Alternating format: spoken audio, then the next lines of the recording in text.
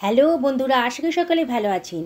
আজকে আমি কাঁচা ছোলার মধ্যে ডিম দিয়ে অসাধারণ টেস্টি একটা রেসিপি তৈরি করব।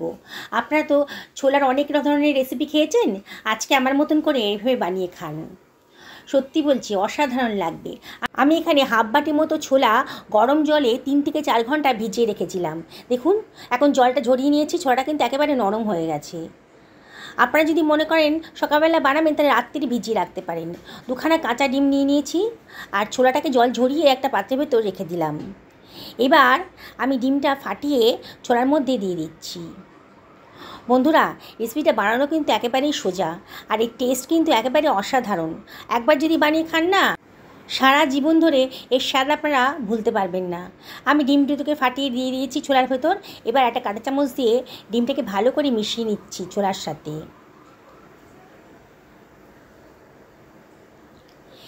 এবারে আমি একটা মিক্সার গ্রাইন্ডারের ভেতর এই ডিম আর ছোলাটাকে একসাথে দিয়ে দিচ্ছি। বুঝতেই পারছেন, এটাকে আমি গ্রাইন্ড করে নেব। এর ভেতর দিয়ে দিচ্ছি 1.5 ইঞ্চি মতো আদা কুচি, আর দিয়ে দিচ্ছি কতগুলো রসুনের কোয়া, আর দিয়ে দিচ্ছি কতগুলো কাঁচা লঙ্কা। এবারে এটাকে আমি গ্রাইন্ড করে নিচ্ছি। জল দেওয়ার প্রয়োজন হবে না, ডিম আছে তো সুন্দরভাবে গ্রাইন্ড হয়ে যাবে। দেখুন কত একটা স্মুথ পেস্ট তৈরি হয়ে গেছে। এবার একটা পাত্রের ভেতর নিয়ে নিলাম। এবার দিয়ে দিচ্ছি 1 টেবিল চামচ মতো লবণ, আর দিয়ে দিচ্ছি সামান্য একটুখানি 1/4 টেবিল চামচ মতো হলুদের গুঁড়ো, জাস্ট কালারের জন্যে। আর 1 টেবিল চামচ মতো জিরে গুঁড়ো দিলাম, আর 1 টেবিল চামচ মতো লঙ্কার গুঁড়ো দিলাম, আর 1/4 টেবিল চামচ মতো কালো জিরে দিলাম। 1 টেবিল চামচ বেসন দিয়ে দিলাম, আর 1 টেবিল চামচ কর্নফ্লাওয়ার দিলাম। এই দুটোই দিয়েছি বাইন্ডিংসের জন্যে। আর কতগুলো কারি পাতা কুচি করে কেটে দিয়ে দিলাম, সুন্দর একটা গন্ধ বেরোবে। এবার সব কিছু আমি খুব ভালো করে মাখিয়ে নিচ্ছি।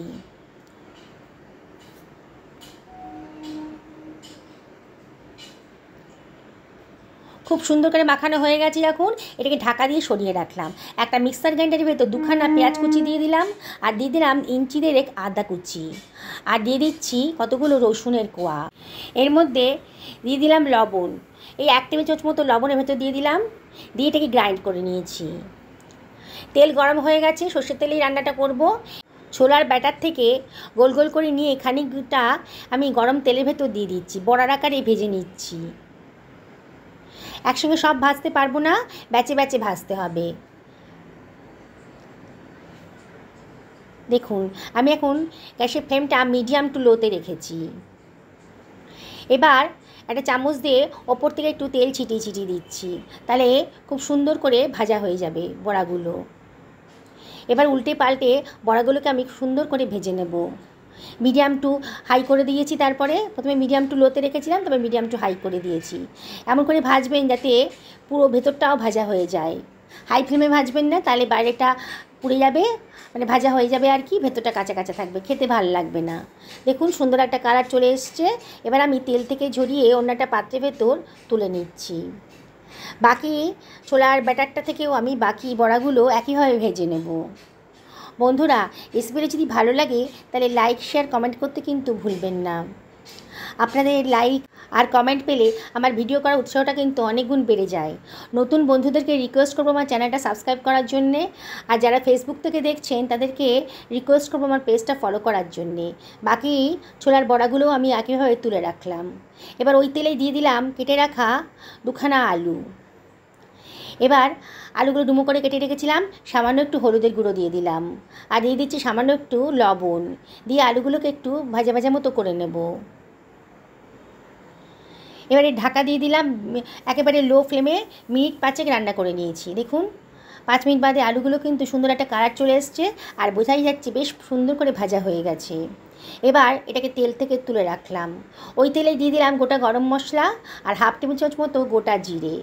সুন্দর একটা গন্ধ বেরোতে শুরু করেছে যখন, তখন আমি দিয়ে দিচ্ছি বেটে রাখা পেঁয়াজ আদা রসুনের পেস্টটা, বাটি ধুয়ে একটু জলও দিয়ে দিলাম, দিয়ে মশলাটাকে একটু কষিয়ে নেব। মশলার কালারটা যখন চেঞ্জ হয়ে গেছে, তখন আমি এর ভিতরে দিয়ে দিচ্ছি হাফ টেবিল চামচ মতো হলুদের গুঁড়ো, আর দিয়ে দিচ্ছি হাফ টেবিল চামচ ধনের গুঁড়ো, হাফ টেবিল চামচ জিরের গুঁড়ো দিয়ে দিলাম, আর দিয়ে দিচ্ছি হাফ টেবিল চামচের থেকে একটু বেশি লঙ্কার গুঁড়ো। লঙ্কাটা অবশ্যই আপনারা নিজেদের পছন্দ মতো দেবেন। এবারে একটু জল দিয়ে দিচ্ছি, তাহলে কিন্তু মশলাটা পুড়ে যাবে, তখন খেতে ভালো লাগবে না। একটু জল দিয়ে মশলাটাকে খুব ভালো করে কষিয়ে নিচ্ছি। এবার দিয়ে দিচ্ছি টমেটোর পেস্টটা। একটা বড় টমেটোকে মিক্সার গ্রাইন্ডারে পেস্ট বানিয়ে রেখেছিলাম, দিয়ে দিলাম। দিয়ে আবারও সব কিছু ভালো করে কষিয়ে নিচ্ছি। দেখুন মশলা সুন্দর করে কষানো হয়ে গেছে। এবার ভেজে রাখা আলুটা আমি দিয়ে দিলাম এর ভেতরে, দিয়ে আবারও সব কিছু ভালো করে মিশিয়ে নিচ্ছি।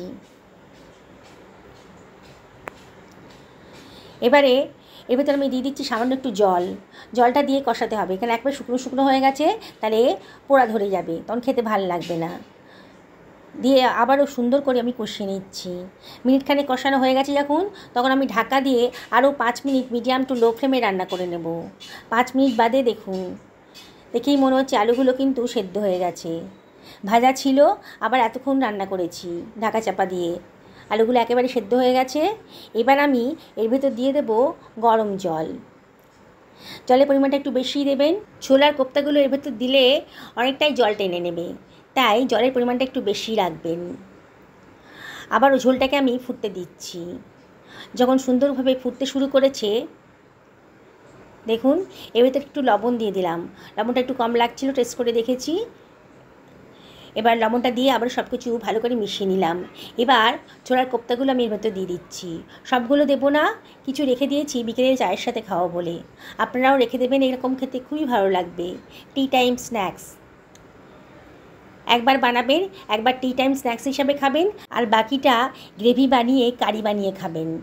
দেখুন আমি মিনিট 5 মিডিয়াম টু লো ফ্লেমে ফুটতে দিয়েছিলাম, একেবারে ফুটতে শুরু করেছে। বোঝাই যাচ্ছে আমার ছোলার কোপ্তাগুলো কিন্তু সেদ্ধ হয়ে গেছে। একটা কোপ্তাটা প্লেটের ভেতর তুলে নিয়েছি, নিয়ে একটু চটকে দিলাম। এর মধ্যে একটু একটা আলু টুকরো আর একটুখানি ঝোল দিয়ে আবারও ভালো করে চটকে নিয়েছি। দিয়ে এবারে এটা গ্রেভির মধ্যে দিয়ে দিচ্ছি, তাহলে গ্রেভিটা একটু ঘন হয়ে যাবে, খেতে দারুণ স্বাদ হবে। এভাবে রান্না করবেন আমার মতন করে, দারুণ সুন্দর স্বাদ আসবে এইভাবে রান্না করলে পরে। এবার হাফ চামচ মতো গরম মশলা গুঁড়ো দিয়ে দিলাম, আর হাতে ডলে একটুখানি কসুরি মেথিও দিয়ে দিচ্ছি। খুব সুন্দর একটা গন্ধ বেরোতে শুরু করেছে বন্ধুরা। অবশ্যই বাড়িতে একদিন বানাবেন। ছোলার তো নানা রকমের রেসিপি আপনারা খেয়েছেন, একদিন আমার মতন করে এইভাবে বানিয়ে খান। মিনিট 2 লো ফ্লেমে ঢাকা দিয়ে রান্না করে নেব। তারপরে গ্যাসের ফ্লেমটা অফ করে দিয়েছি। দেখুন কালারটা দেখুন, দেখুন কত অল্প খরচের ভেতর অসাধারণ টেস্টি একটা রেসিপি কিন্তু তৈরি হয়ে গেল। একেবারে নতুন স্বাদের রেসিপি, একঘেয়ে রেসিপি একেবারেই না। একঘেয়ে রেসিপি খেতে খেতে তো বোর হয়ে গেছেন, একদিন আমার মতন করে এইভাবে ছোলার কোপ্তাকারি বানিয়ে খান। দেখুন বন্ধুরা কালারটা কতটা সুন্দর, লুচি রুটি পরোটা ভাত যার সাথেই খান না কেন একেবারে জমে যাবে। আমি একটা কোপ্তা কেটে দেখাচ্ছি, কোপ্তাটা কিন্তু একেবারে নরম তুলতুল করছে, ঝোলের মধ্যে ডুবিয়ে রেখেছি, আরও নরম হয়ে যাবে যখন খাবো। এখন অনেকটাই গরম আছে। দেখুন বন্ধুরা কি সুন্দর দেখতে হয়েছে। সকলে ভালো থাকুন এই কামনা করে ভিডিওটা এখানে শেষ করলাম। নমস্কার।